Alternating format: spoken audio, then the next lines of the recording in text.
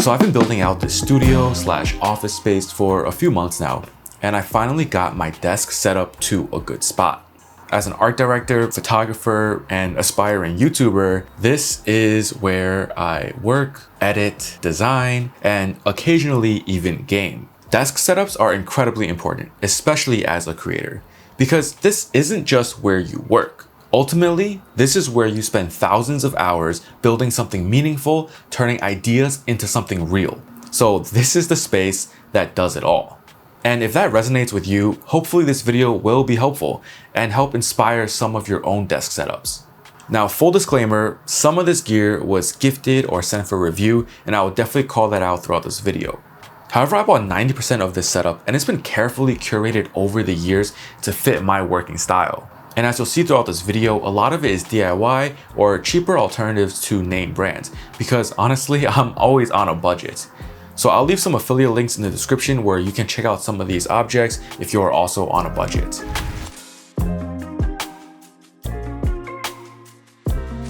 Now, starting off with the desk itself. This is a 74-inch IKEA back-end countertop with this concrete finish that I absolutely love. So it is kind of narrow, but for this length, it was by far the cheapest option, and it comes with this really cool texture. The base is a set of motorized legs from V-Win Desk. This was pretty much the cheapest set of sit-stand legs that I could find at the time. And it's been about 5 years and has held up great. There is a bit of excess oil on the right leg, however, it has not impacted functionality. I really like how it has all the functions you need, like you're able to set preset heights for your different working modes. I added locking casters to the bottom so that I can roll this desk around as needed for various shooting configs.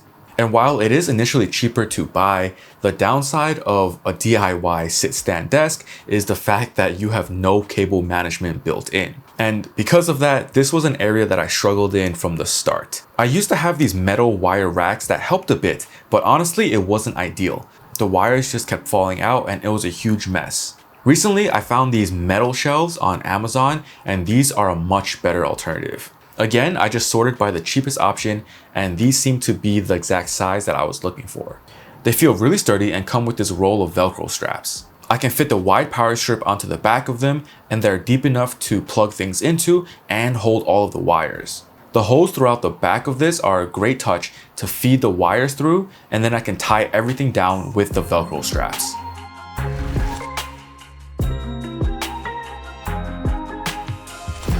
Now let's move on to some of the tech in this setup. The primary monitor is a GX9 from LG. It's a massive 45-inch 5K 2K OLED ultra-wide.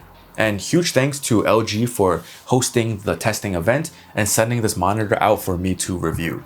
However, there's no strings attached, so I'm trying to be as unbiased as possible.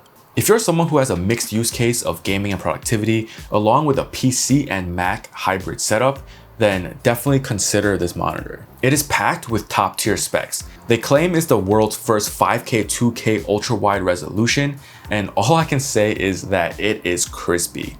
The text is clear from a normal viewing distance, and although the PPI is not the best because of the size, I have no issues with any fringing, and everything still looks sharp.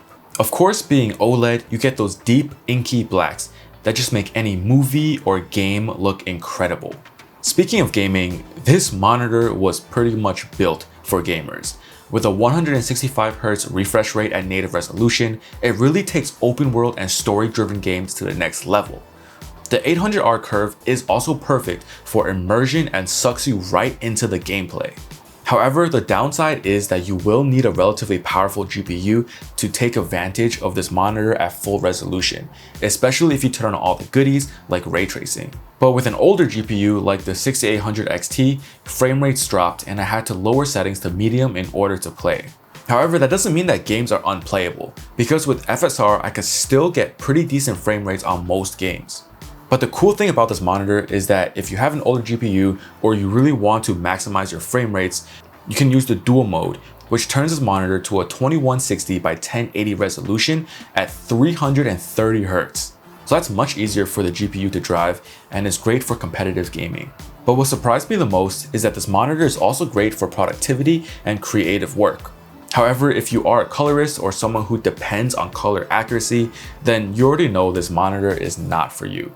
However, for the majority of users, the colors are perfectly fine. Due to its massive size, I can truly multitask and can comfortably fit 3 windows side by side, and it doesn't feel cramped.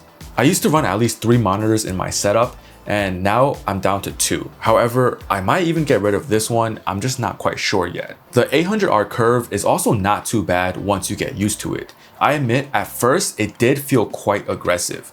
And it's hard to describe, but when you're sitting in front of this monitor, it's pretty clear when a line is straight and when it's not.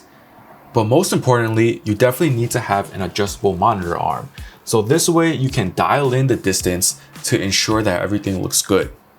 The one that I'm using is from Viovo, and it was again one of the cheaper ones that I could find on Amazon. I've used their mounts in the past and they have held up great, so I decided to go with their brand again. The cable management slots are pretty good and I can route a decent amount of wires through them. The monitor arm itself is highly adjustable and feels solid. This monitor arm is really important because I move around this monitor a lot depending on my setup. Besides my PC, I also use this monitor with my M2 Pro MacBook Pro. So it is a few generations old, but I'm happy to say that it has no problems driving this monitor. I'm able to use it at the full resolution with 165Hz without issue. Just a single USB-C cable is able to both power the laptop and this monitor, which is amazing for cable management. And while I don't use it often, the picture-by-picture function is pretty cool. You're able to run 2 inputs at the same time. However, there is no KVM functionality, which is really disappointing. And if they were able to add that feature in for the next generation of this monitor, then it'll be perfect for hybrid setups like this. And another area that needs improvement is the speakers. Of course, you're not buying a monitor for how it sounds, but at this price point, I would have expected more. Overall, I just love the clean design of this monitor. From the front, it's minimal and professional, without branding of any kind. The back has some RGB lighting and the Ultra Gear logo. At an MSRP of about 2,000 USD, it is pretty steep.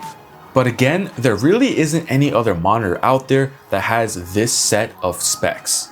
And if you can catch it on sale, then it's definitely a strong consideration. Oh, and the light above the monitor is a BenQ screen bar. This was sent from BenQ for review, so thank you for that opportunity. But it has been years, and as you can tell, it is way too small for this monitor. So if you guys have any suggestions on an upgraded screen bar, please drop them in the comments below. Now, the second monitor that I'm running is right here off to the side, and it's definitely less special. It's a 27-inch 4K Dell monitor, and I keep it in this vertical orientation. It's mostly for auxiliary use like system specs, chats, music, and stuff like that. I am considering getting rid of it for a cleaner setup.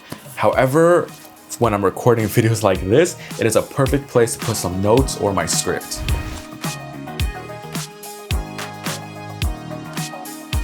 Now for the PC itself, it's a relatively new build with a Ryzen 9950X and 64GB of RAM. Now originally I was using the 6800 XT like I mentioned earlier in this video, but as of this recording, I got my replacement 5080, so that is what I'm currently using. The PC itself is a bit dusty and definitely needs a clean. One thing I do want to touch on is the case. It's a Cooler Master Cube 500 and it's pretty underrated. I haven't really seen this case around. It comes completely flat packed and is fully modular. You can configure it in a number of ways depending on your system. I really love this approach, especially due to the fact that you can also 3D print accessories that you can mount to the case itself. Like I have some that can hold SD cards, a pen holder, and just a general cubby for organization. I just love tinkering with things and experimenting, so this level of customization is greatly appreciated. Let me know in the comments if you guys want to see a full PC build video where I go more in depth on this case as well as the other components in my computer.